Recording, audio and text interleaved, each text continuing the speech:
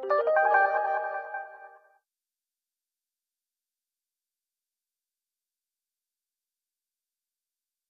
like to welcome everybody here. Is the microphone working? Everyone here in the back? Yes. Okay, great.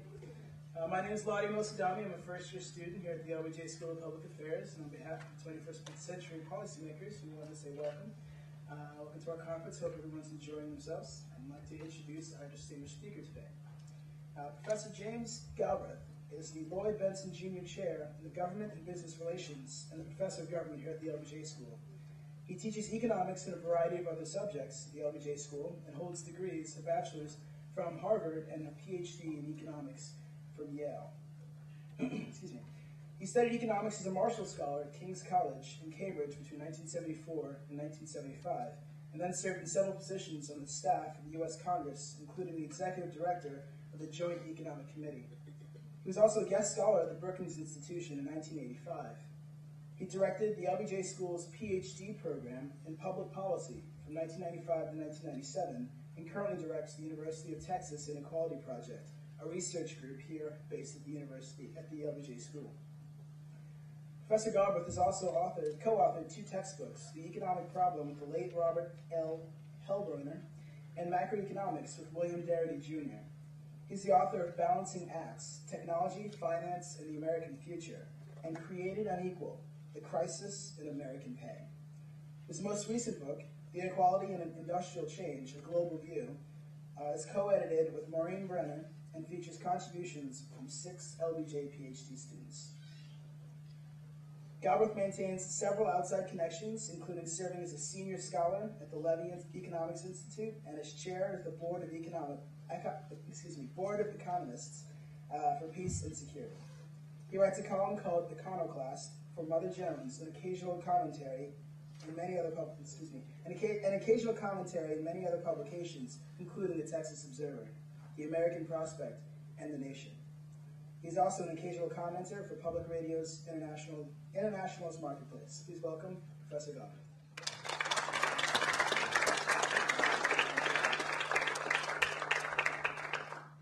Thanks very much indeed, Ladi. It's a great pleasure to be here, and a good opportunity for me to share with you some work that I've been engaged on here for many years, almost a decade, I would say, and which has been the focus of collaborative activity with now quite a few cohorts of PhD and a few master's students here at the LBJ School.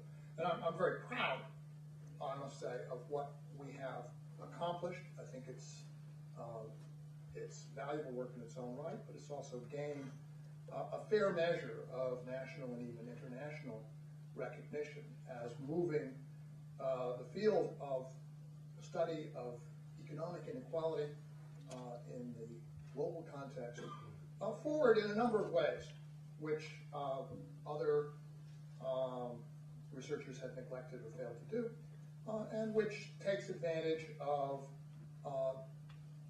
information which which was available to many others, but which they had neglected to exploit.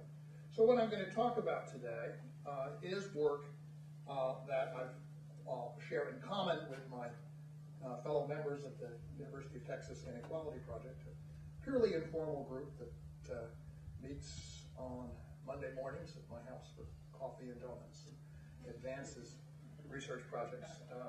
And then when they're done, we publish them, first of all, on the website, which is, the address is given there. Here we are, by the way, last Monday. If you look around the room, you might recognize the faces from the current set of this particular research group.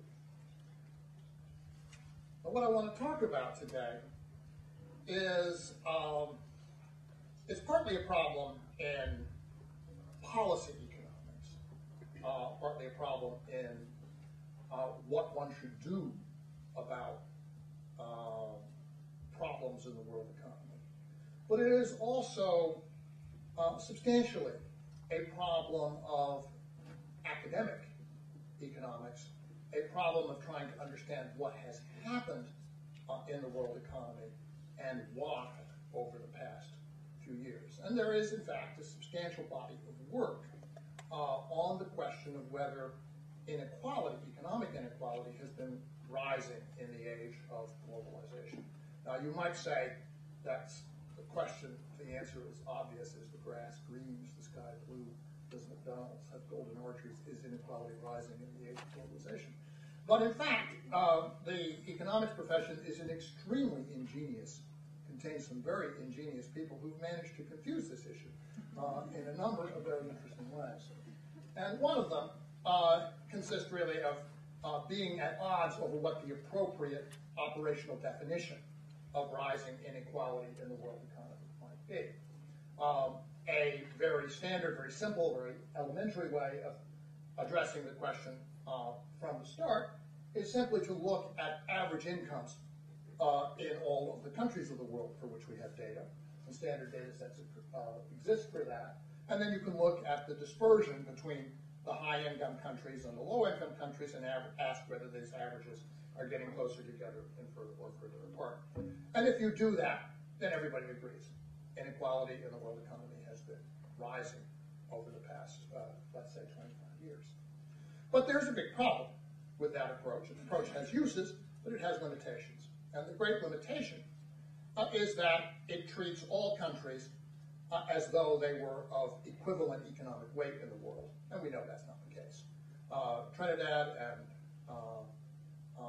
Tobago and Barbados are certainly very interesting and very important places, but they don't carry the same weight as China and India. And when you try to adjust for the fact that China and India together have, let's say, close to 40% of the world's population, you have to confront the fact that those two countries have been doing relatively well, and that in particular, measured average income for China has been rising rather dramatically as a fraction of the world's income. And so the average Chinese has been rising through the world income distribution. When you take that second step and weight countries by their population, recompute the average, then the answer changes. And it would appear that, in fact, inequality may have been falling in the world economy over the same period. And then you have to recognize that neither of those answers is entirely satisfactory, because neither of them takes account of the what's going on inside countries. They assume that for example, that the average Chinese income gain is experienced by all citizens of China. And we know that's not the case. We know that Chinese who live on the coast and in the major cities have been doing very, very well. Chinese living in the countryside and in the west and the northeast have been doing much less well. So then there have been a few efforts to try and sort that out and to say what information is available to appraise the evolution of inequality, taking account not only what's going on between countries, but also what's been going on inside them. And the problem with that has been that the information available on which to make such a judgment has been extremely irregular, sporadic, and unreliable, and that a great many people have taken a crack at it and come up with some very wildly disparate and differing answers. So now we're in a situation where one measure goes up and one measure goes down, and one is in a state of disorder.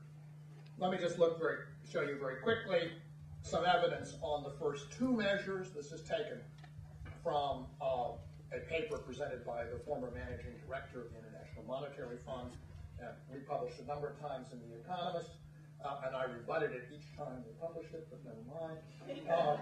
It shows what happens if you compare an unweighted estimate of the dispersion of growth rates, basically.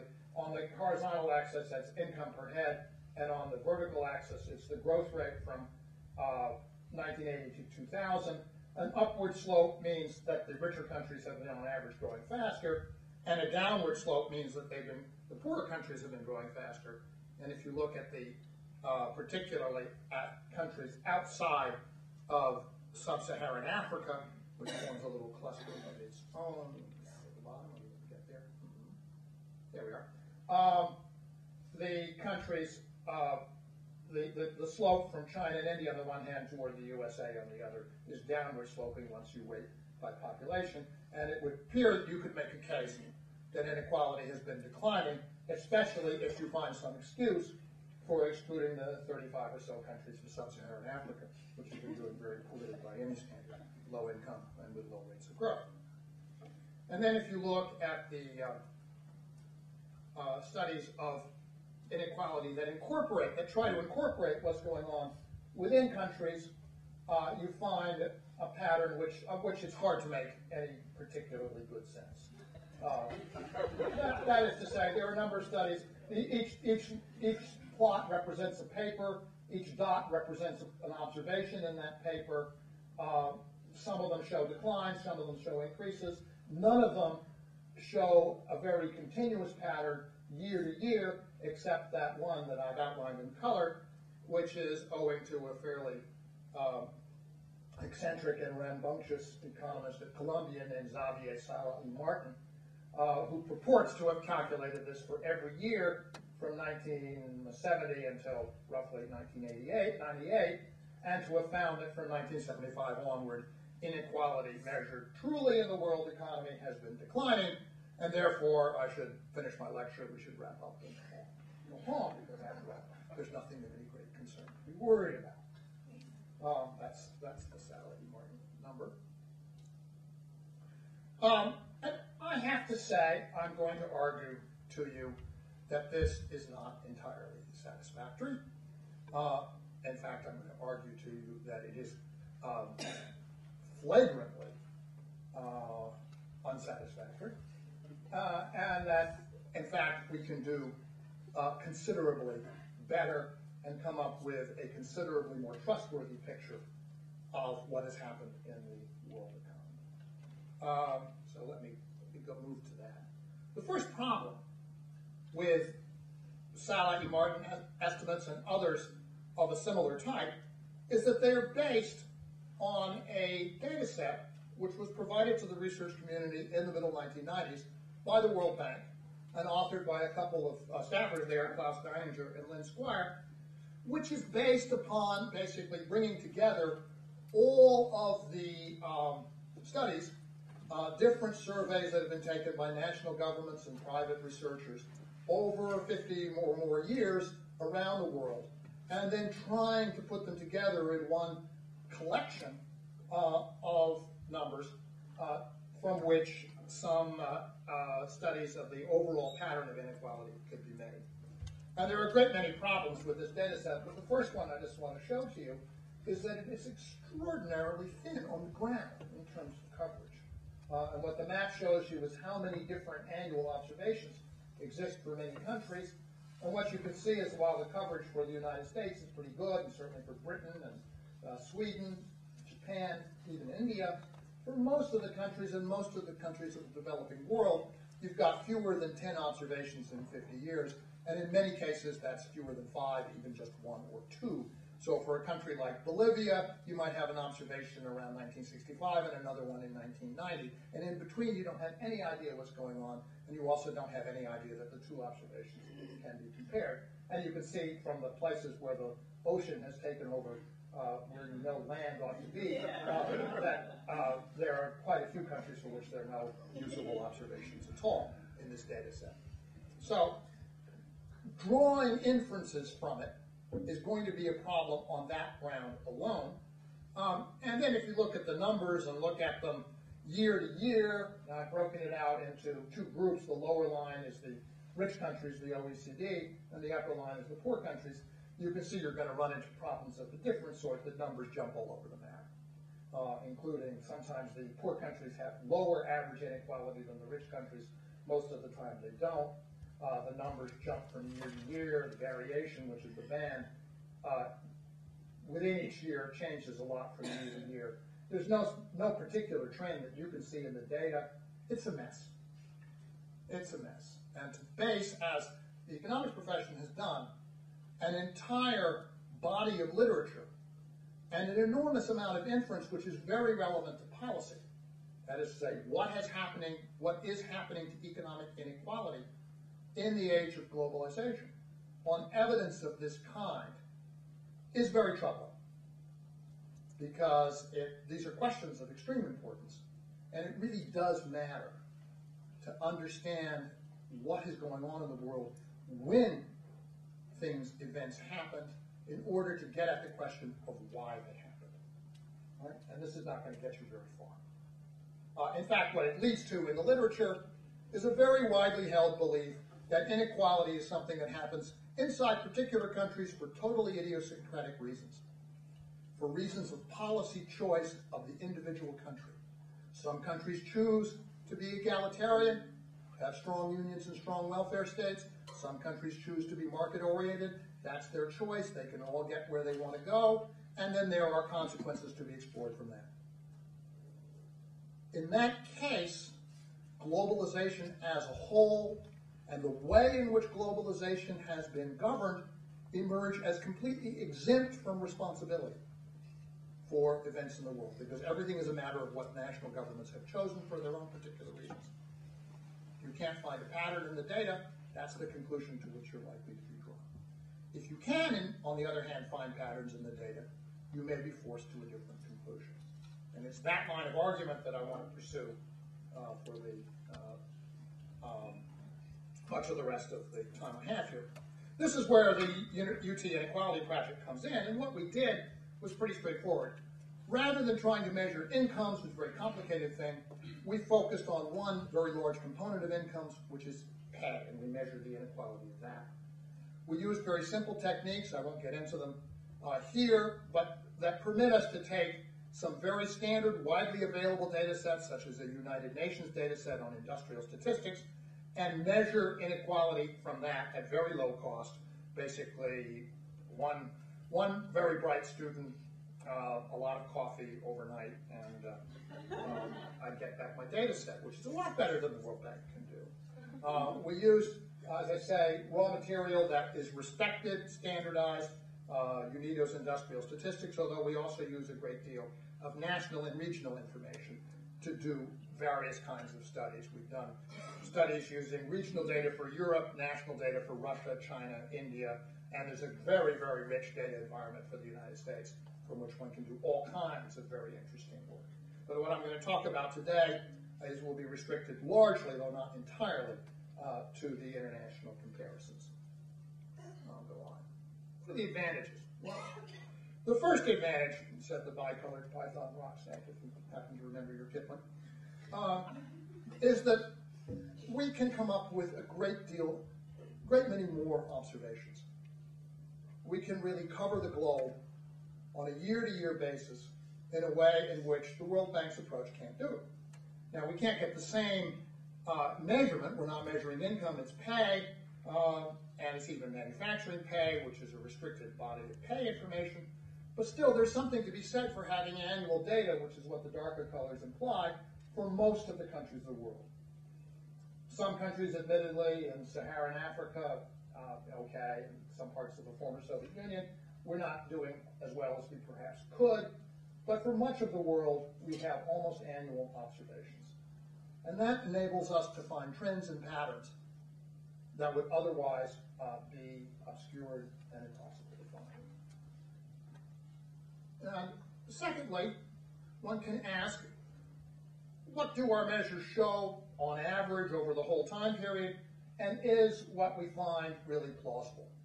Here's a map of the values. Red and orange are the lower values, green and yellow in the middle, the light and dark blues are the higher values, and you get some sense of what Asia looks like. It's very heterogeneous. China and Australia, very low inequality over this period. India, Indonesia, very high inequality over this period, some of the other countries in between. So it's a very diverse, very heterogeneous region, and you compare it to Europe, where you find a great deal of homogeneity. And I would argue to you that on the surface, that's very reasonable. Europe is economically integrated, has very similar institutions compared to Asia, which is a mishmash of countries that have very different histories of communism and capitalism. In Europe, you've got a lot of social democracy, socialism east and west, low inequality in the north, shading to somewhat higher in the south, but not a huge range. The Russian data was just post-1991 when the country exploded. In North America, again, U.S., Canada, and Mexico, industrial pay structures look pretty similar. And there's one country in the region which has remarkably lower inequality. South America, of course, much higher. One country with the lowest inequality, not surprising, that would be Cuba. And while I'm on the subject of Cuba, I have to digress for a second. I'll tell you a little story about introducing my daughter when she was 17 to the gentleman over there on the left. I motioned to introduce her. He said to me, "Is this your wife?" I said, "No, it's my daughter." He said, "I thought perhaps you married young." And the woman in the background, who was the wife of Steve McGee, is a prominent international economist, said, "Oh, you should know, Mr. President, this young lady's a national champion high school student of Japanese." He didn't seem at all impressed. He said, "What else do you study?" He said, "Mathematics and economics," which I must say was a surprise to me. He said, "Economics? Do you take tutorials from your father?" She said, "No, I ignore him as much as possible." He said, "My father was a landlord. I did the same." That was the start of a long conversation. I won't go further with it right now. Anyway, second advantage of the data. A lot of historical detail are available. And you can look at it and you can say, gee, are these measures picking up what we think they probably should pick up when we plot them over time and look what events occurred? So, for example, let's take, this is China and Hong Kong. And you can see both of them actually show a sharp common upturn, and that upturn occurs in 1989, which is just the moment of the economic slowdown that was the primary cause, actually, of the general insurrection that we know in the West as the Tiananmen events. So that's interesting, it seems to me, that shows up so clearly in these measures. Or you can look at Iran and Iraq, and I like to say that I'm proud of these, especially because I don't think the CIA got them until they got the Baghdad thing. But I've had them for years. And you can see that Iraq is red. It showed a declining inequality through the period of the oil boom, which was not experienced in Iran until very abruptly in 1979, the moment of the revolution. So the revolution did reduce inequality in Iran. Well, of course, they took all the rich people and shot them. You expect it to have some effect. And then the two countries went to war, maintained a war-based mobilization. Both of them had very low inequality through the whole period until the end of the war in 1991, when they both liberalized and inequality dropped. So you can see that the measures are picking up in a very plausible way the consequences of historical events that we know happened at particular moments. Looking at South America, the Southern Cone, the blue one is Chile, and Chile, the turning point is 1973, which is precisely the moment of the military overthrow of the Popular Unity government of Salvador Allende. There's a similar upturn in 1976 in Argentina, the moment of the overthrow of the Peronists under Isabel Perón. And both those countries both show common patterns up until the early 1980s, when they diverged because of very divergent events. The war in Argentina, the Falklands War, banking crisis in Chile. And moving on, looking at Central Europe, basically stability in the data until 1989, when it goes into a vertical upswing as the communist regimes collapse. So once again, even in places where you would not necessarily expect to be able to have really good information, this seems to be a pretty nifty way of picking out major social trends and portraying them in a way which can be compared from country to country. So from that point of view, I'm just showing this partly because it's interesting and partly to give you some confidence that what we did actually has some meaning. If you look at, this is from national data, actually collected originally on a monthly basis, but looking at Mexico, you can see a pattern of declining inequality in the populist period, followed by a long phase beginning in the mid-1970s, but especially in the 1980s, of succession of rising inequality, usually occurring at the moment of crises signaled by major devaluations. And so you could say, well, in Mexico, the status of the peso turns out to be extremely important to the structure of inequality in manufacturing pay. When there's a devaluation and financial crisis, you can see 1995 is a nice example. The inequality numbers go up enormously, and they're very underlying it some rather mechanical reasons why that's likely to be the case. The jagged line is the monthly data, the thick line is a moving average. Helps you see the pattern more clearly. Okay, looking at the United States, what one finds, and these are a number of measures, including the World Bank's measure, and we, in this case, converted it to measures of income inequality, but that's a detail. And you can see that things are rising, and then they rise really dramatically in the late years of the 1990s. Not necessarily because poverty was rising, but in this case it turns out because certain types of income, particularly in the technology sector, the information sector, were rising so much as to distort the whole distribution in a very dramatic way. And it turns out that much of that is an artifact of incomes in just a handful of places. But once again, the point of this is interesting, and it should give you at least some reassurance that the numbers that we cook up in our particular way are reasonable ones that are not out of line with known reliable numbers and that appear to correspond to known historical events. Okay. If you look over, again, looking at what we estimate income inequality in North America, this is what the World Bank shows. Canada, the US, and Mexico, obviously Mexico higher, but with this very improbable idea that income inequality in Mexico has been falling since the 1960s through the early 1990s. But only 7 data points from which to measure that. Our measures, by contrast, showed declines in general in Mexico through the crisis, up to the crisis in '82, and then sharp increases up to the crisis in '95. A little bit of recovery afterwards. And I would suggest that those numbers are much more plausible than the quasi-official ones of the World Bank. And we also show the divergence between the US and Canada in the late 1990s, which is an artifact of the fact that the US had this big boom in technology that Canada did not. Okay. Third advantage is that with this much information, we can begin to put together worldwide patterns and begin to analyze and ask, what is going on in the economy across the globe as a whole from period to period through this time. And here's how I do it. I'm going to present you a series of maps, and they're going to blur one into the other. Each map represents the change over a 6-year period, and the scale, just so that you can sort of fix it in your mind, is if you see pink to red to brown, then inequality in those areas is falling. And if you see light to darker blue, those are where the increases are. Okay? So once you see that, you'll be able to pick out the patterns, I think, quite easily. And here we are, the early 1960s, the mid-1960s. We don't have a whole lot of coverage. Africa, South America, very weak. But you can see for what we do have, it's pretty mixed. And it's not hard, it's not easy to find any particular pattern. In some places, inequality appears to be declining, in other places, increasing. No consistent pattern. But as you move into the 1970s, then, in particular, as the oil boom takes hold, a pattern emerges.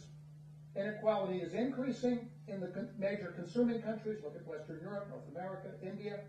It's declining in the band of countries that is are the major producers of oil. Okay? And that's not surprising. Oil prices were higher. That was causing recessions and unemployment in the rich countries, but it was also causing a boom, a commodities boom generally in the developing world. And inequality in those conditions, in those countries, was largely falling. But as you move into the 1980s, the pattern changes, and it changes rather dramatically, particularly with the onset of the global debt crisis of 1982. And there you have a pattern in which now inequality is rising in most places of the world, most dramatically in Latin America, where you see the most intense increases in inequality. And yet there is a significant area of exceptionalism, and that is China and India, where inequality through the 1980s remains relatively stable, or even perhaps declining a little bit. And I would argue to you that that's most easily interpreted when you recognize the fact that of all the countries in the developing world, all the countries in the world, China and India in this period shared the characteristic of being isolated and insulated from the global financial system. China was completely autarkic, did not have any external debt, and India's external financial relations were largely conducted through the World Bank, International Development Agency, long-term concessional lending at fixed interest rates. And so when interest rates went up and bank loans went bad, as they did in Latin America, in Africa, and in much of the rest of Asia in this period, precipitating a collapse of public capacity, collapse of imports, collapse of the public sector, rising inequality, massive unemployment, crisis generally.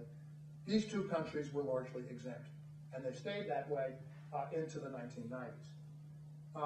As the 1980s progressed, the pattern of rising inequality started to shift, and it became true that the region with the largest increases was now, although inequality continued to rise in Latin America, the most dramatic increases outside of Africa, for which I really can't say very clearly, but appears to be in the former Soviet Union and in its neighbors, including China, which starts to have substantial increases in inequalities you saw earlier, beginning in 1989. So now the focus of the greatest increases is in those parts of the formerly communist world where the existing regime structures were collapsing. And there is, again, an area of exceptionalism, and that's here, Southeast Asia, which is up through 1997, experiencing a boom driven by foreign direct investment. And there, Indonesia in particular, but also some small countries, Singapore, which you can't see here, inequality in our data is declining through this period. After 1997, all bets are off there as well. So, there again tells you something. It tells you that contrary to what you might have surmised from looking at the previously existing and established data sets, there is in fact a sequence of regional patterns of rising inequality. It's not one country in isolation from the next one, but whole continents moving more or less in tandem and for reasons which are largely interpretable as being part of the great global events of those periods. So the fourth question and the fourth advantage is, can we come up with, does this help us devise or infer what the smoking gun might be that is driving this process? I've already laid down a number of fairly heavy hints, but I want to show you a little bit of statistics that I hope will push you to more closer to a conclusion. First one is a simple regression. It's a simple linear regression. I just dressed it up in a nice colored chart with inequality on the vertical axis, GDP per capita income level on one axis, and time on the third. And what you can see is, well, in general, there is a good reason to believe that old Simon Kuznets, who wrote about this 50 years ago, was pretty smart. He thought that as industrialization proceeded, in general, more advanced countries would have lower inequality than less advanced countries. And that's what we find. There is a definite downward sloping trend, so that as you get richer, inequality tends to fall, in general. But on the other hand, in this period, over 35 years, if you look at the time trend, the whole plane is tilted up. So year by year, inequality in the world, in our data, appears to be increasing. And you can see, in some sense, the curve is shifting out. And that's a kind of core, interesting core fact. What we want to ask is, did it shift out in a common, steady way, or did it shift out at particular moments as a result of particular identifiable events? And we can answer that question too. We can take our data and put it into what's called a panel format, and we can look at the common element across countries moving through time, the so-called time effects. And this is a graph of the time effects from such an estimating procedure. And what these are, this is the trend in the movement of inequality that is common across all the countries of the world from one year to the next, looking at each year from 1963 to 1997. It's negative because it's compared to the inequality level in the last year of the sample. So anyway, I think it's pretty clear that there are three basic periods in this data. a period which you already saw in the first map of the world, of fairly stable developments. Basically no common pattern of change. Inequality is going up in some places, down in others, but there's no common pattern. And then there's a turning point around 1971 or so, and a period in which the overall pattern in the world is actually for inequality to decline, for poor workers to gain more rapidly than rich ones, for the gaps within countries to tend to close up a little bit. And that period extends to the end of the 1970s, 1979 or so. Then it's over, and then there's a dramatic turnaround. And for 20 years, inequality is moving up relentlessly as a global pattern. Although, as we saw, sometimes a little bit more in some places, sometimes a little bit more in others. But as a relentless global pattern, we have increasing inequality for 20 years. And so our task, it seems to me, is to ask what might have happened that would be influential on the global scale at the basic turning points identified in this graph. And the answer to that is, I think, reasonably clear. Something did happen in 1971. Anybody know what it is?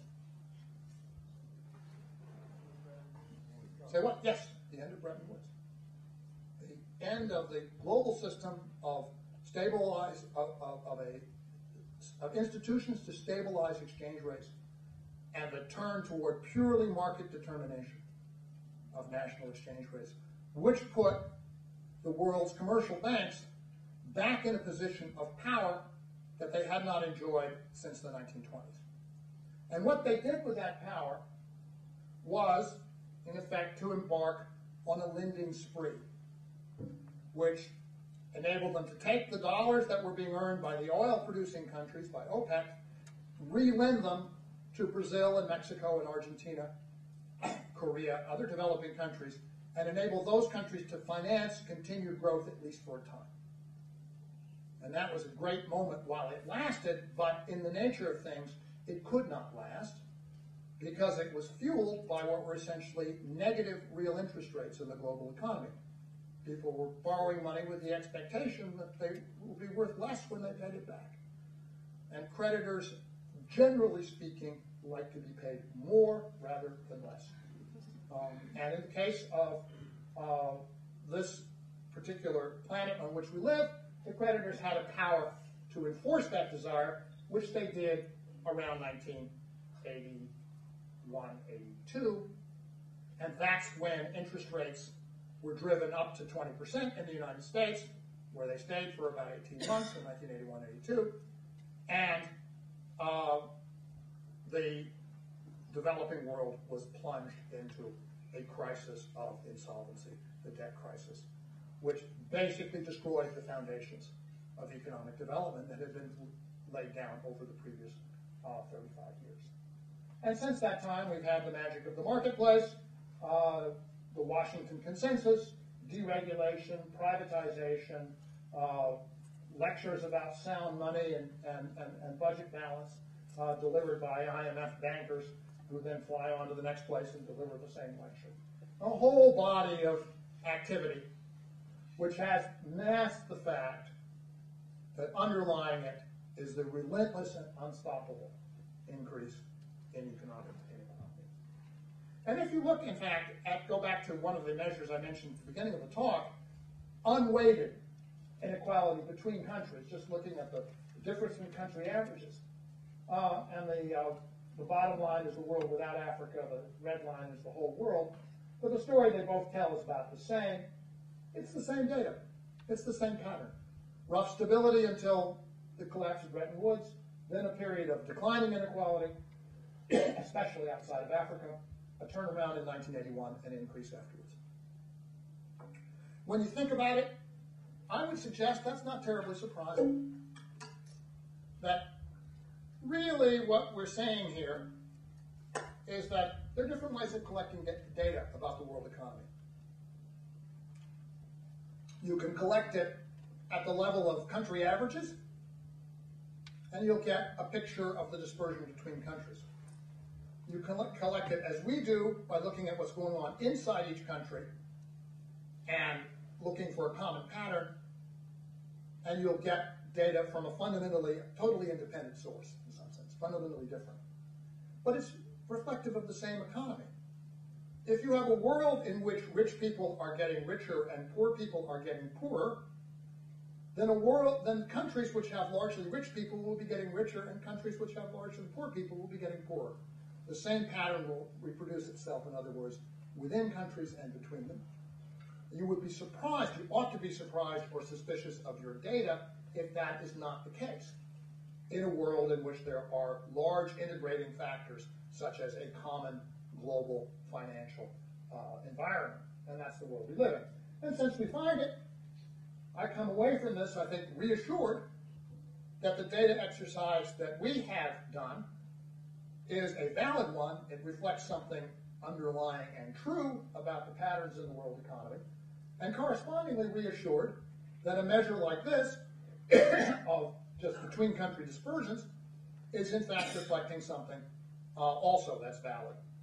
So the two kinds of measurements, I think, tend to reinforce each other and lead to some strength of conviction that what we have observed is what happened. Now, the question is, how important is it? If you didn't have this global component, if nothing had happened on the world scene, what would have happened to inequality in individual countries? And that's a question we can also answer, at least as a matter of statistics, and this is what the answer looks like. On the left-hand side, you have the actual data for OECD and non-OECD countries, and you can see the bands of variation are very regular. Both rich and poor countries show sharp patterns of increase, especially in the late 1980s and 1990s.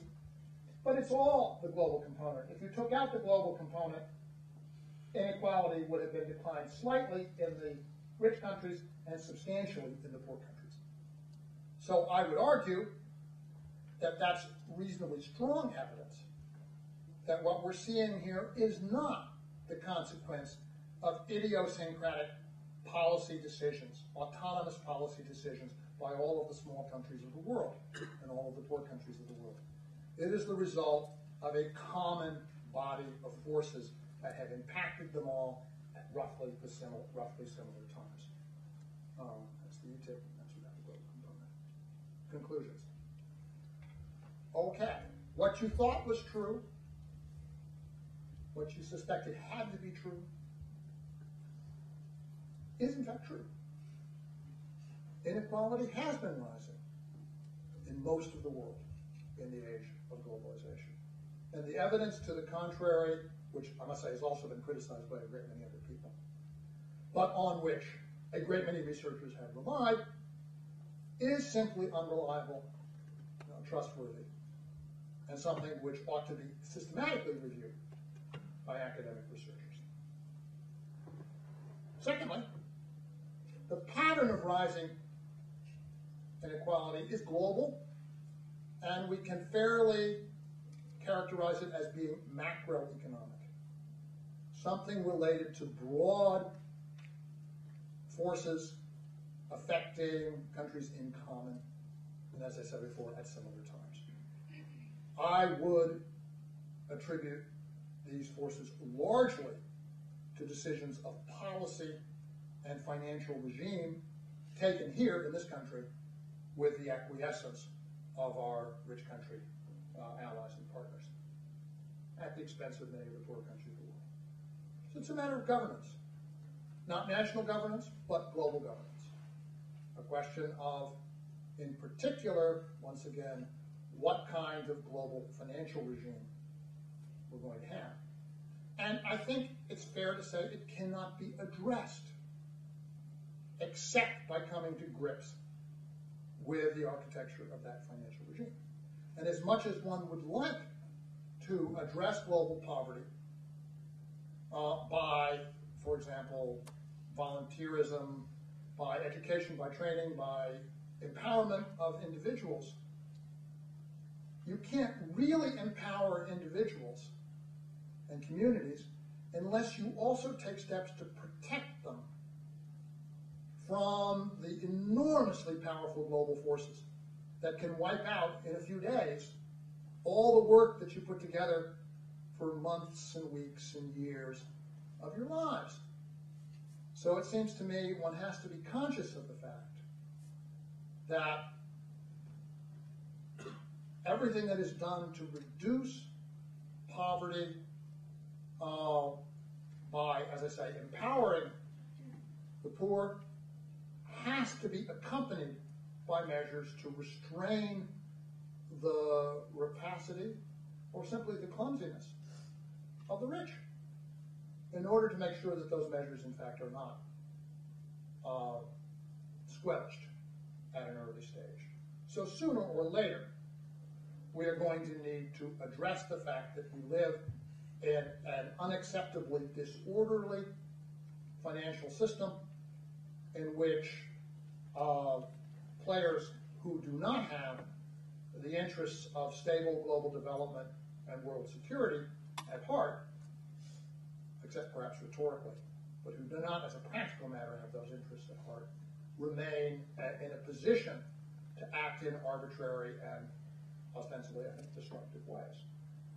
And that's where I'll end up. I'll leave for discussion about what might possibly be done.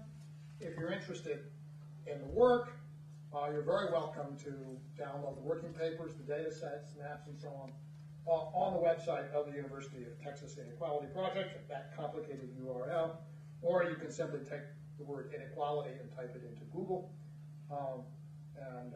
If you type inequality is a fairly common English word, by the way. If you type it into Google, the last time I did it, 8.2 million websites were returned. But ours was listed number 4. So we were well ahead of the World Bank, well ahead of the Kennedy School's Inequality Project, and just a step ahead of Jean-Jacques Rousseau. Although I understand that he stopped publishing sometime. Thanks very much, and I'm happy to.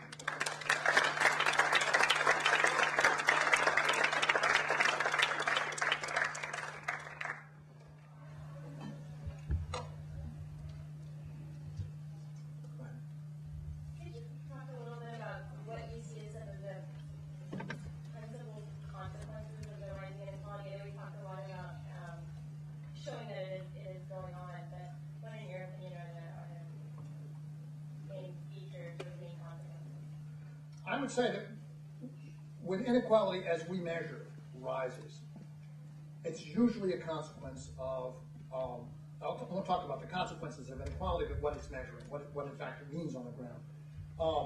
It's a consequence of often a financial crisis, which has the effect of wiping out those industries in developing countries which sell into their internal markets. If you sell to the West and you earn foreign currency, your income isn't affected by devaluation. If you sell to your home consumer, it is. And so devaluation mechanically causes anybody who's selling into the domestic market to lose relative to those who are selling to exports. Correspondingly, what it means is that anybody who's investing in a developing country is only going to look for export businesses. They're not going to invest in housing. They're not going to invest in services. They're not going to invest in healthcare or education because you can't make hard currency out of those. And so you're at an enormous degree of risk. Dealing with that problem can, by itself, have enormous consequences. For example, Europe tried a natural experiment in the last decade. It went to a common currency. And one of the countries that was affected by that particularly was Spain. And people worried a great deal in Spain about what it would mean for Spanish manufacturing to have a hard currency and not be able to devalue. But it turned out the real consequence was someplace else entirely. Manufacturing in Spain turned out to be all right, perfectly competitive. What happened, though, once you had one currency, was that now you could have a 3% mortgage in Spain because you didn't have to factor in the risk that the peseta was going to collapse. A 3% mortgage means you could build houses. You could open up small businesses. Spanish unemployment fell from 20% to below 10%, and it's still falling. And it's not market reform or cutting the wages of the low-paid, low-skilled. It's the result of a financial market reform which stems from the fact that the Spanish peseta no longer exists. Now, it's not necessarily the solution for the rest of the world. It might well be someday the solution for Mexico, incidentally. But it is something which is a very dramatic illustration of how these institutions really do affect ordinary people's lives. In a debt crisis, what tends to happen is that industry collapses. And so what happens is that the middle class disappears. You're left with the extractive industries, oil and mining and so on, and the low-skilled, the agricultural type industries. In other words, a relatively well-paid and a very poorly paid industry, and for that reason, inequality rises. That's the kind of thing that you're also seeing a lot of in the data. Correct. So what conclusion do we draw about the architecture of the global financial system if we normatively adhere to lower inequality? We can't go back to, or presumably negative interest rates aren't sustainable. Right. What are the proposals in your opinion? Yeah, I mean, I think, I'm a nostalgic for Bretton Woods, but one has to recognize that Bretton Woods was created in 1945, 44, 45, in a world where basically only two countries really mattered for this purpose, and they were Britain and the United States. And so John Maynard Keynes and Harry Dexter White could sit down and kind of hammer it out, and then they'd go up and have a nice conference in the foothills of New Hampshire, and everybody else agreed. It was a great world, but you can't go back there. The so-called Bretton Woods institutions, the International Monetary Fund, the World Bank, are hopelessly, in my view, intellectually abased. I won't say corrupted. Degraded. They are, I think, I would have to say unreformable. Because they simply have, for 20 years, become bastions of ultra-orthodox thinking and all the dangers of having official institutions with extremely important interests to protect prevent them from dealing with this problem in a serious way. So the alternative I gravitate to is one which addresses it at the regional level. And in 1997, at the time of the Asian crisis, the Japanese proposed, the Vice Minister of Finance, Suki Sakakibara, proposed an Asian monetary fund, which would have had some of the roles and functions that the IMF now has, but it would have been based in Asia, it would have been funded in the region, and it would have had a small enough area of responsibility so that it could really be responsible for the success of the underlying economies. That seems to me to be about the right model. At that time, we said no. Larry Summers, Alan Greenspan said no, Summers in particular, because it would have competed with the IMF, which is exactly the point. Competition, by the way, I'm enough of an economist to believe that competition is sometimes a good thing. And competition in governing institutions of this kind, I think Asia is the most likely place to make it work. Europe has got the institutions, it just hasn't got the brains. That's another issue. Latin America, one could, I think, imagine, actually it's got the brains but not the institutions. One could imagine something that might work in the Latin American context. Africa, because the underlying resource base is so much less well developed, is a much harder problem. Sir? Thank you for your presentation. Given all the data, though, I'm still struggling to find what the answers are. And the conclusions that we can draw from going forward. Where to go? You mean from a policy standpoint? Yes, yeah. Well, as I said, the first thing I would move toward is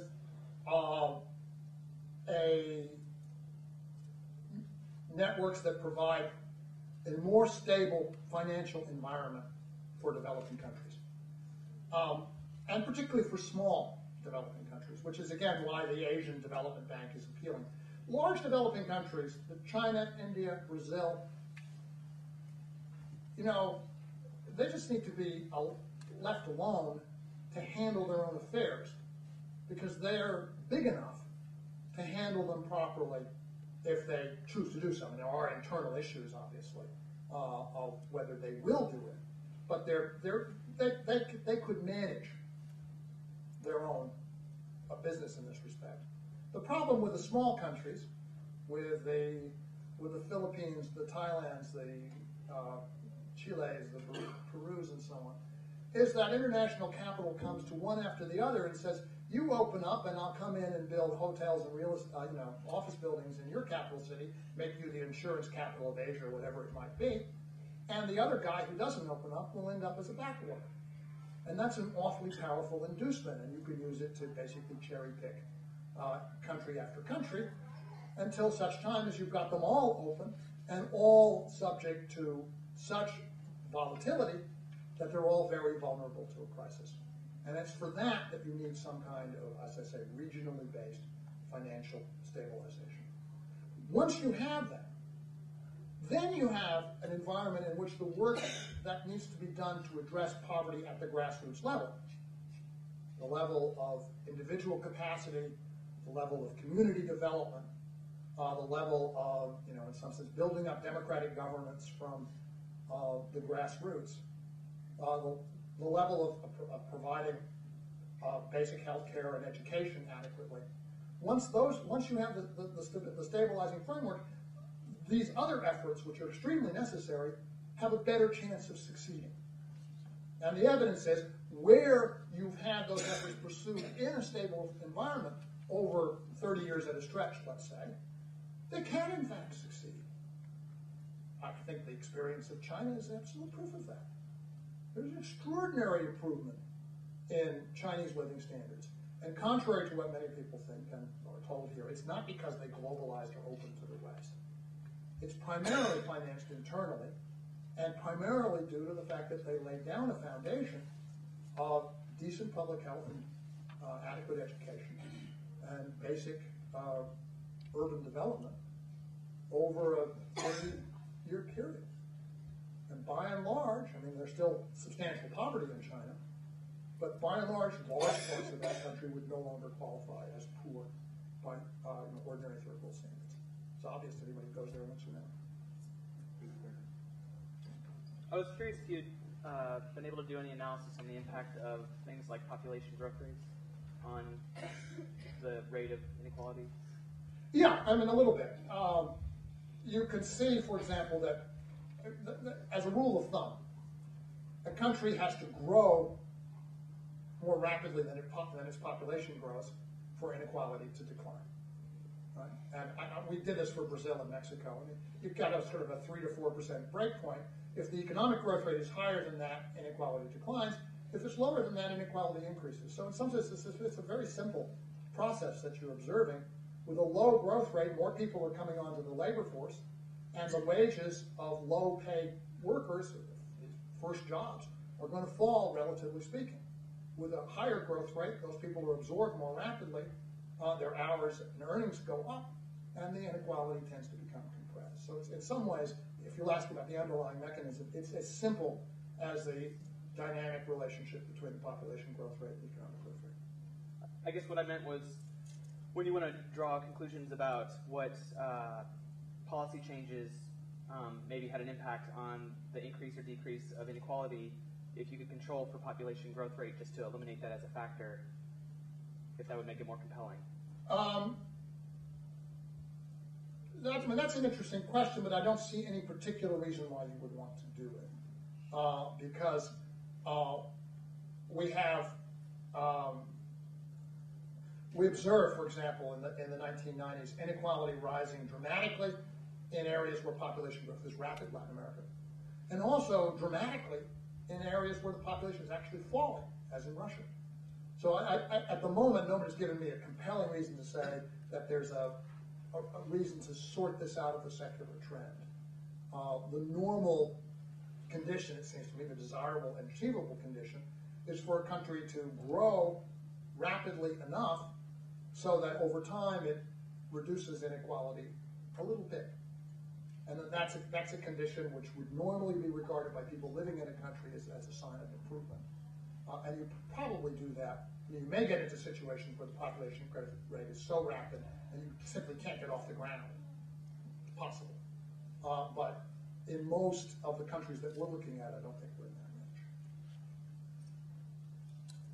Taking the example of India and China, how do you see the role of financial liberalization versus trade liberalization and inequality? Like, is trade liberalization more favorable for reducing inequality, or are they equally equal? When you say state liberalization, you mean deregulation? Yeah, deregulation. Like you talk about how financial, liberalization as opposed to trade liberalization is what I mean. Oh, I'm sorry, trade liberalization. Yeah. I'm sorry, okay, yes.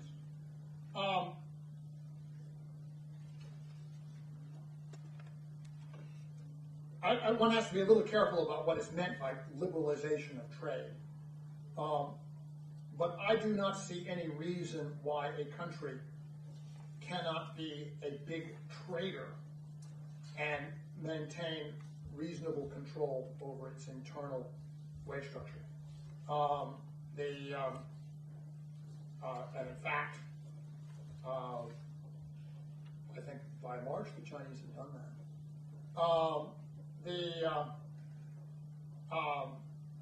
The real problem is that the relative prices that are established in a trading relationship can be shifted dramatically by an upset of financial stability. So, in some sense, all the trading patterns that you may labor to establish can be destroyed overnight when your currency is blown away, and that causes a lot of problems. So, I think I do draw a distinction. I'm not necessarily, I'm not an unabashed free trader, but I think on the whole, particularly manufacturing, you can have a much more liberal trading regime than financial regime. And to say that the two are both parts of marketplace liberalization is profoundly misleading, because then everybody talks about trade and doesn't talk about the much more important dimension of financial control. Where do I hesitate on trade? The answer is I hesitate on agriculture. It's obvious to me that we ought to have known that when you open up Mexican corn production to competition from Iowa, that the food's going to go south and the people are going to flow north. And so the immigration issues that we're discussing today are substantially due to the servicing of that particular agricultural clientele. And I think that's a very problematic. I'm not opposed to immigration, but you've disrupted an awful lot of people's lives for that benefit. The other place I would draw a line is when you have countries where the advanced sectors are so far behind the world standard that opening up is just going to cause a collapse, which is what happened in the Soviet Union. But it also happened, a real tragic case in a small scale was Mongolia, interestingly. And my classes are familiar with this. But here's a country which had roughly 80% of its population in industry. When they opened up, industry collapsed, and that population was forced back into herding. It quickly exhausted the carrying capacity of the steppe, creating a crisis of desertification. The Gobi Desert moved in, which will not be repaired. It's an ecological calamity, a human calamity. So it seems to me one has to look at cases, and there's not necessarily a single best formula. Certainly, there isn't a single best formula for trade policy in these contexts. Yeah. Given the context that you gave, what would be the role of the national governments? Can they do anything about it? Are they to reduce poverty, or they are very dependent on the international financial system?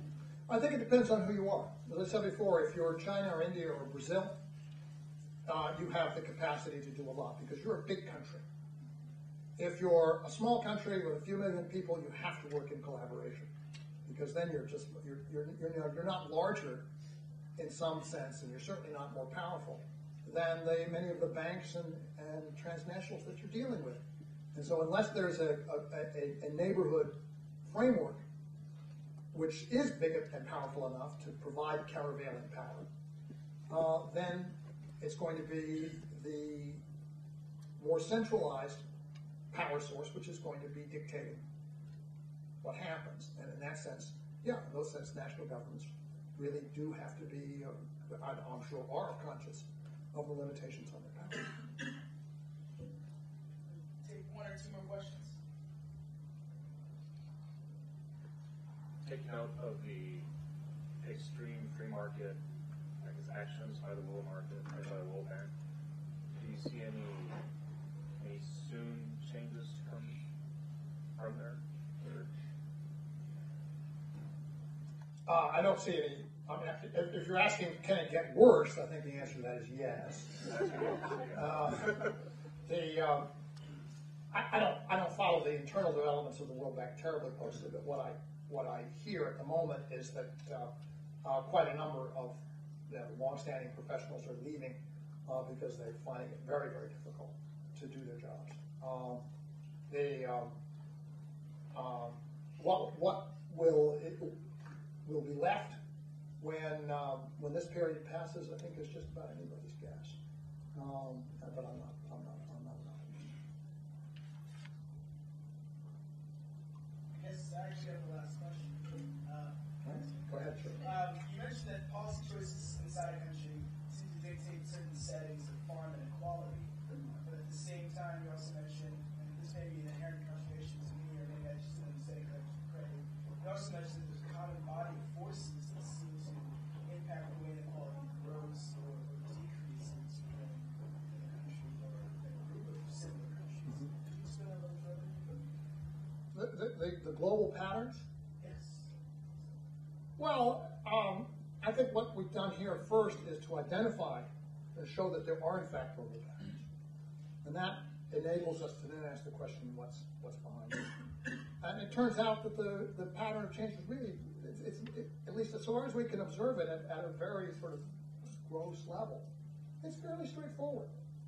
There's a turning point in 1971 and another one in 1981-82. So a question that we want to ask is, did something happen? Anything happen in the world economy in those periods? And the answer to that is yes. We could possibly point to a number of different things. But the reason I point to the financial forces is that they are common to all countries. Large numbers of countries are exposed to the interest rate. It's the London Interbank Offer Rate, LIBOR. It's what everybody borrows at. And so when LIBOR changes, you would expect that effect to be felt around the world. If the U.S. cuts taxes, which it might have done, let's say it did in 1981, well, frankly, people outside the U.S. don't pay U.S. taxes, so you wouldn't ascribe a large global effect to that. And that's why I come down saying, okay, let's isolate these things which we really know to be global. It's possible that you may want to, maybe curious, since it's not every day that you get an account of a conversation with Fidel Castro, that you might be interested in knowing how my conversation with Castro actually ended. It's not easy to end a conversation with Fidel Castro.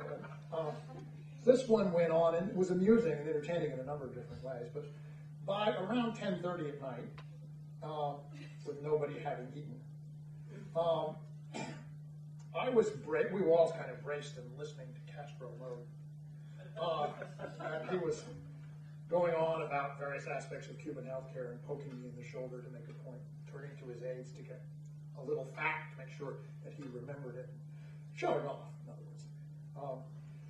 And my daughter is leaning up against me with the, kind of, Dad, are we ever going to get out of here?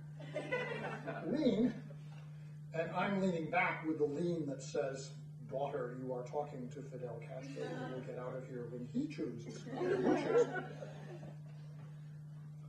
And then there comes a moment, you will experience this someday, when the parent loses control of the child. And she straightened up and pulled away from me, cast her eyes down most respectfully and said, Mr. President, please forgive me for what I am about to say. And thank you so much I have learned so much from you this evening. But it has been a very long day for my father, and I have to take him back to his hotel.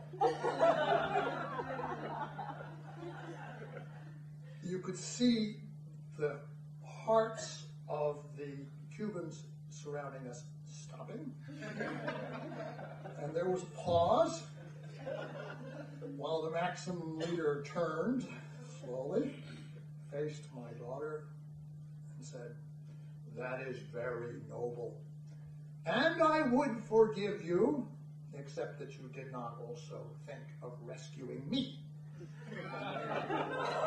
And she didn't flinch, she didn't pause, she didn't hesitate, she didn't blink. She said, "But Mr. President, I can hardly take you back to your hotel." He said, "I'll see you here tomorrow night." And that was the end of that. Thanks.